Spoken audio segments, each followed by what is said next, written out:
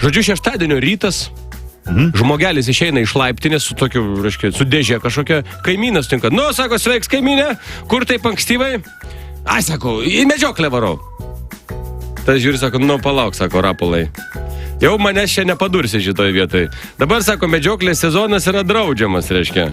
A ką tu čia su to šautuvu, kur tu dabar eini? Kad sezonas draudžiamas, kad tu žinai, tai nieko, bet mano žmona to neturi žinot. Labai gerai. Pesimistas, tai žmogus, kuris verkia ant peties. Optimistas, verkia į dekoltę.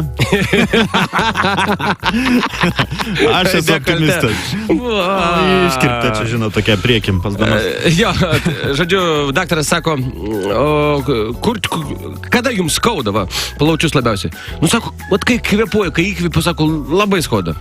Sako, nu, čia dabar gydį dar nėra ką, bet sako, 3 dienas namuose būkit ir nekvepokit, jei galit. Greito maisto restorane Kinijoje atsirado naujiena. Šunainiai. Korėjų greičiausiai, Pietų Korėjų. Turbūt. Vyras sako žmonai, jeigu, sako, tu dar toliau taip leisi pinigus, mėtis, išvaistysi pinigus, mes be cento liksime.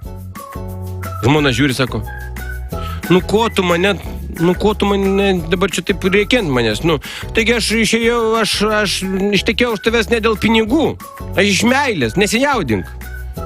Nu, nežinau, čia...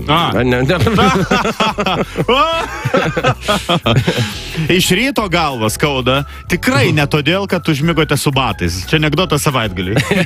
Dar vienas. Aš dabar turiu tarimą, kad tas anekdotas, kurį aš papasakojau prieš tai, aš nukopijavau jo tik 2/3. Man atrodo, kad juokingesnė yra to anekdoto atomazga, nes prieš tai aš nukopijavai tik dalį. Aš skaičiau, žinok, ilgesnį variantą ir supratau, kad perskaičiau 2/3. Anekdoto prasme tai yra labai blogai. Tas pats, kas pažiūrėti krepšinio 4,5 kėlinio. Ir išjungti tada. Ir sakyti, jo, mačiau krepšinį, nežinodamas, kuo baigėsi. Gerai, turim dar. Ai, nu, skaityk. Sako, daktarė, man, žiūrėkit, kaip žiauriai krenta, va, smunka plaukai tiesiog. Sako, kaip man juos išsaugot? Ką aš sako, tai gal kokioj dar dėžutėje laikykit.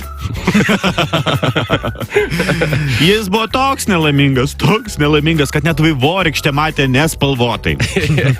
Ačiū už dėmesį, ačiū už tai, kad siuntėt ir dabar pabaigai dar vienas anekdotas. Moksleivių sėdinčių kavinėje iPhone modelio skaičius yra gerokai didesnis už jų matematikos pažymių vidurkį.